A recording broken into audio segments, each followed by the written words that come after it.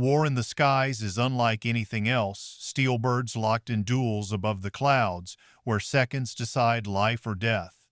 Hollywood has long tried to capture this chaos, but did it succeed? Some films became legends among real pilots. Others earned only laughter. Tonight, we rank 10 air war movies, aviators salute, and 5 they refuse to watch. 12 O'Clock High, 1949. Upon release, 12 O'Clock High was hailed as more than a war movie. It was a leadership study wrapped in smoke and fire. Gregory Peck's performance as General Savage became legendary, not just in Hollywood but in military circles. Unlike other films that glorified aerial combat, this one confronted the brutal psychological toll on bomber crews in daylight raids over Nazi Germany. The U.S. Air Force embraced the film, using it for decades in officer training programs. Why? Because it told the truth. Long missions, cold cockpits, and the invisible weight of command were depicted with documentary-like precision. Survivors of the 8th Air Force later said it was the only film that truly made their families understand what they had endured. Behind the scenes, filmmakers had access to Air Force footage of real bombing runs, lending a chilling authenticity. The decision to avoid melodramatic dogfights gave the film its power. Silence, fatigue, and fear became the real enemies. Peck's role cemented his reputation as one of Hollywood's most commanding dramatic actors, earning him an Oscar nomination. Pilots revere it to this day, not because it dazzles with explosions, but because it dares to show war as a grinding marathon, not a glorious sprint. For those who flew, 12 O'Clock High was a mirror, unforgiving, unforgettable. The Battle of Britain, 1969. When the Battle of Britain soared into theaters, it promised something Hollywood had never dared. A cinematic recreation of the summer of 1940, when outnumbered RAF pilots stopped Hitler's Luftwaffe in the skies above England. Real pilots respect this one for a simple reason: it put authenticity first. Producers gathered one of the largest collections of vintage aircraft ever assembled for film. Messerschmitts, Heinkels, Spitfires, and Hurricanes filled the skies, flown by skilled stunt pilots who mimicked the daring maneuvers of history. No models, no CGI, just real aircraft banking through smoke-filled skies. The sound design was equally meticulous, capturing the thrum and scream of engines that decided the fate of Europe. But making it was chaos. Insurance companies balked at covering priceless warbirds, and weather delays nearly bankrupted the production. Laurence Olivier, Christopher Plummer, and Michael Caine anchored the cast, but it was the aerial choreography that stole the spotlight. For veterans who had been there, watching those formations on screen was like opening a time capsule. The film wasn't perfect. Critics complained of thin character development, but pilots admired its ambition. It respected the machines, the history, and the men who flew with the weight of civilization on their wings. Decades later, flight schools still show clips as reminders of what determination in the air can achieve. The Right Stuff, 1983.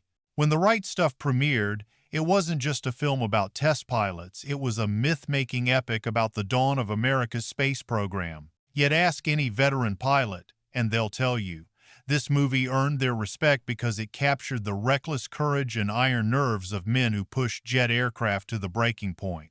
The film follows Chuck Yeager breaking the sound barrier and the rise of the Mercury 7 astronauts.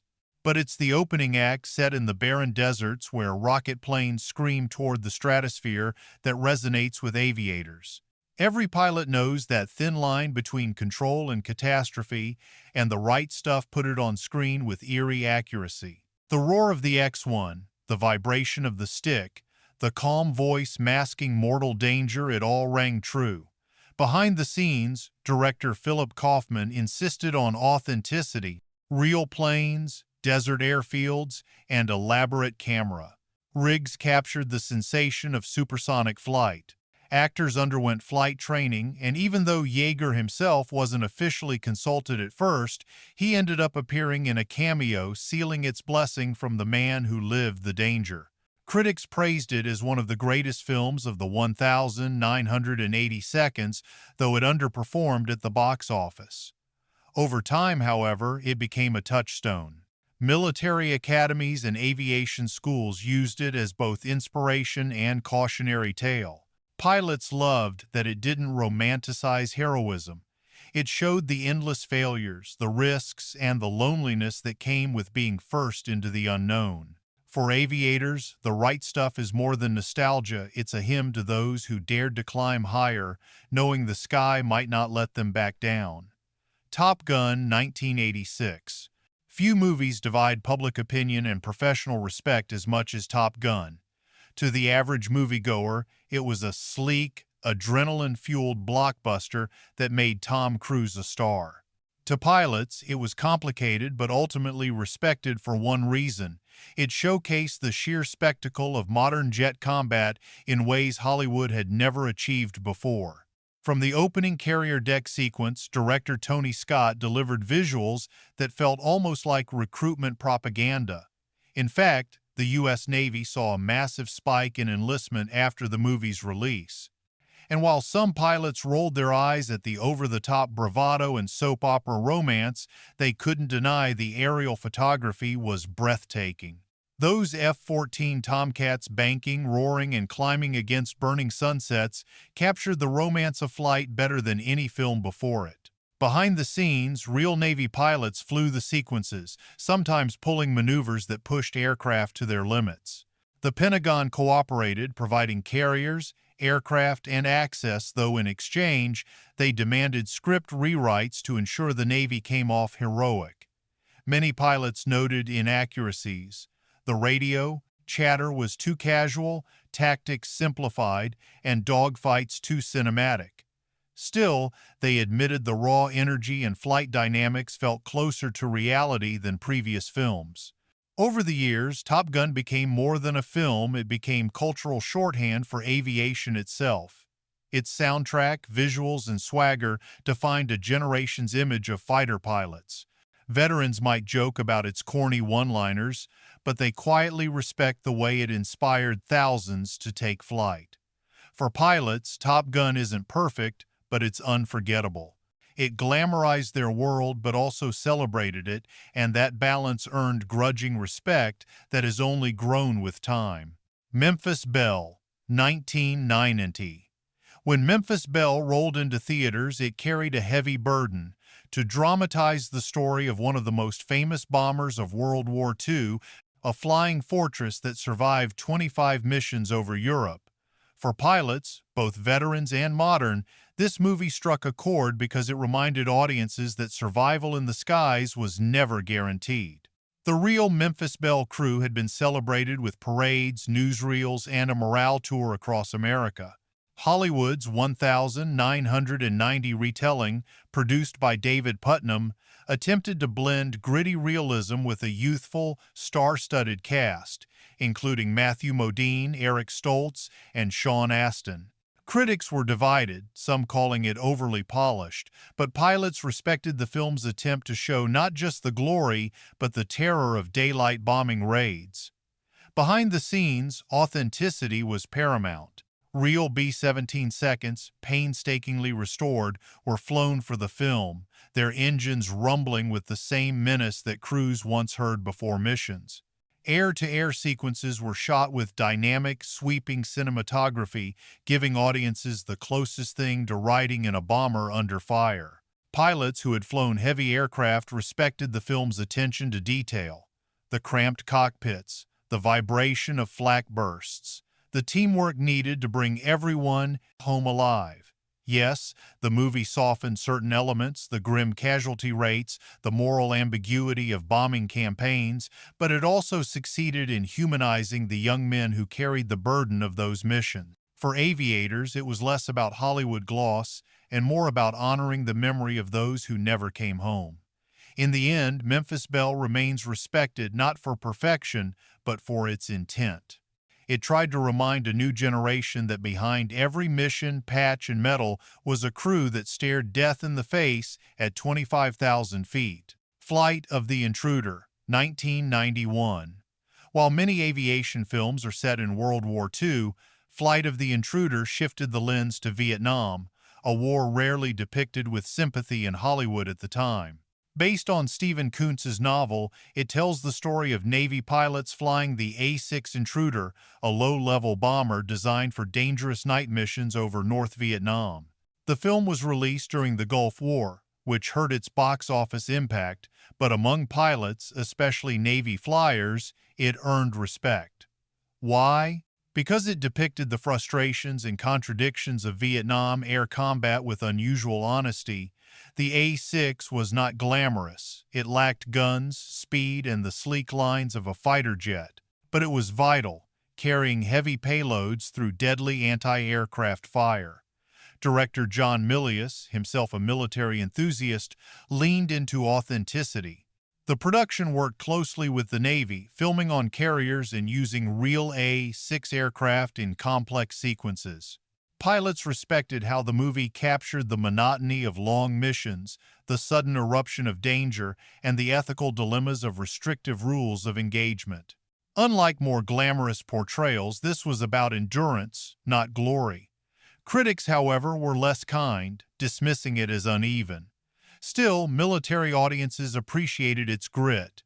The film highlighted the sense of brotherhood and futility that defined much of Vietnam's air war. For many aviators, it was refreshing to see a film that acknowledged their frustrations, being asked to risk their lives in missions where politics often outweighed strategy. Today, Flight of the Intruder is a niche classic, remembered more by pilots than the public. Its legacy lies not in box office numbers, but in the nods of respect it gets from those who know what it means to fly dangerous missions when the world back home barely understands. The Blue Max, 1966. When the Blue Max was released in 1966, it stood out instantly. Instead of following the usual Hollywood narrative of Allied heroics, it told the story of a German fighter pilot during World War I, played by George Peppard. This was unusual and, for pilots, refreshing. It acknowledged that bravery and obsession with the sky were not exclusive to one side. The film follows Bruno Stachel, a working-class soldier turned fighter ace who rises in the German ranks with a mix of ambition and cold determination. What impressed aviators most was the sheer realism of the flying sequences.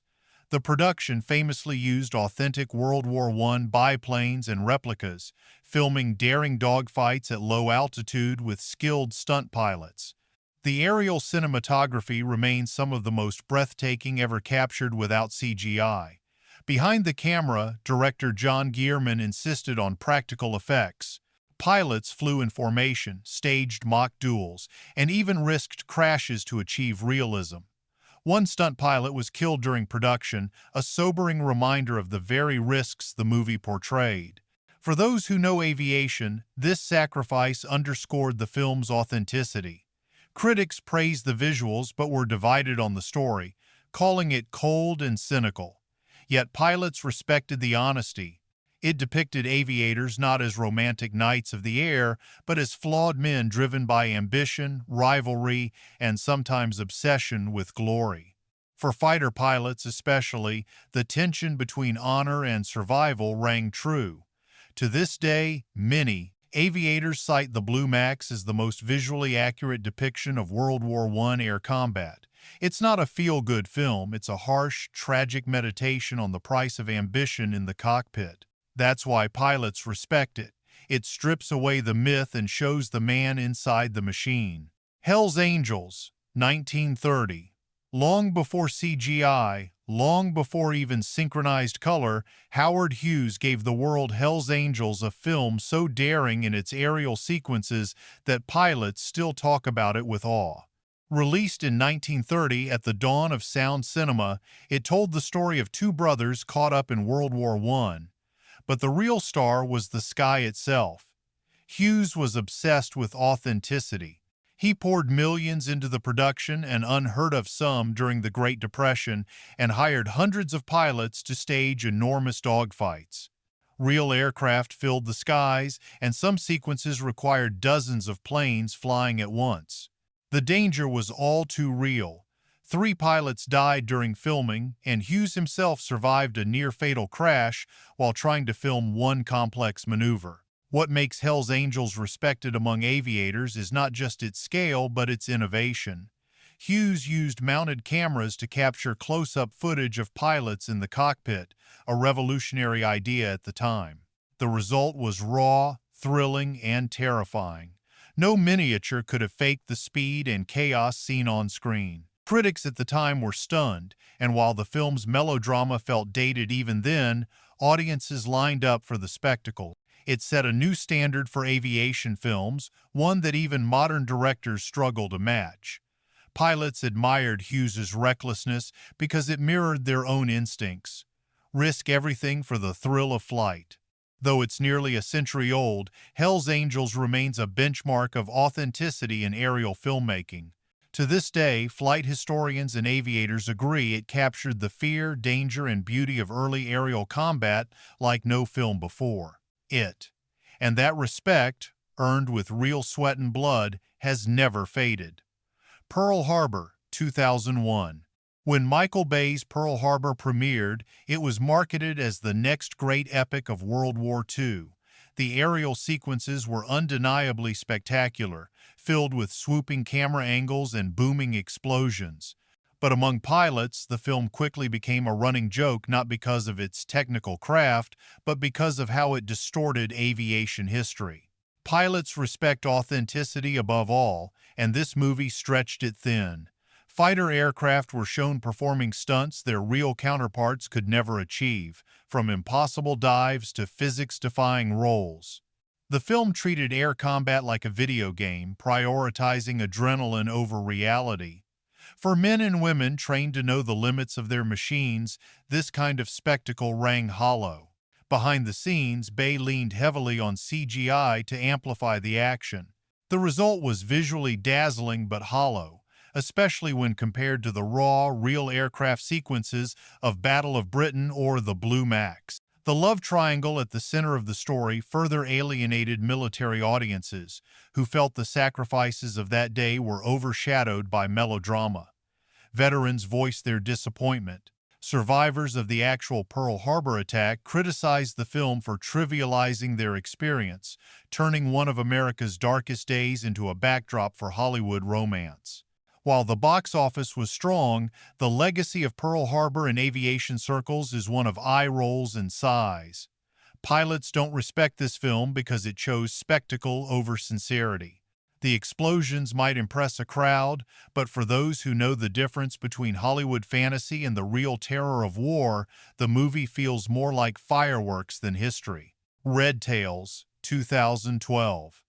When George Lucas championed Red Tails, hopes were high. It promised to tell the inspiring story of the Tuskegee Airmen, African-American pilots who fought prejudice and the enemy in World War II. Pilots expected a stirring tribute to men who changed both aviation and history. Instead, they got a film that left most shaking their heads. The problem wasn't the intent. The Tuskegee Airmen deserve every bit of recognition. The issue was execution. The movie leaned heavily on glossy CGI dogfights that often felt more like video game cutscenes than real combat. Planes darted, flipped, and twisted in ways no P-51 Mustang or Messerschmitt could physically maneuver. For pilots, it was immersion-breaking, like watching a cartoon layered over history. Behind the scenes, Lucas pushed for accessibility, aiming to make the story resonate with younger audiences. While noble, this choice stripped away the grit and danger that defined the Tuskegee missions. Real veterans of the unit lived with constant peril, flying in hostile skies with limited support. That tension, that fragility of survival, barely made it onto the screen. Critics echoed the frustration, praising the idea but lamenting the flat dialogue, simplistic characters, and over-reliance on special effects. For many pilots, it was a missed opportunity.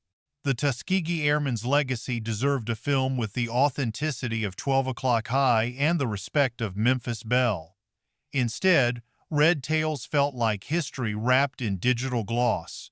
Pilots don't respect Red Tails not because of the story it tried to tell, but because of how it told it. When the truth is already powerful, over-stylization only weakens it. And for aviators, that's a sin. Above the clouds, war transforms into something almost surreal, duels of speed, fire, and fate where only seconds decide survival.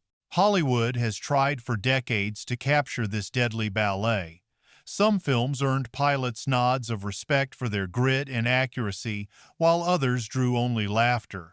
Today, we rank 10 movies aviators salute and 5 they dismiss.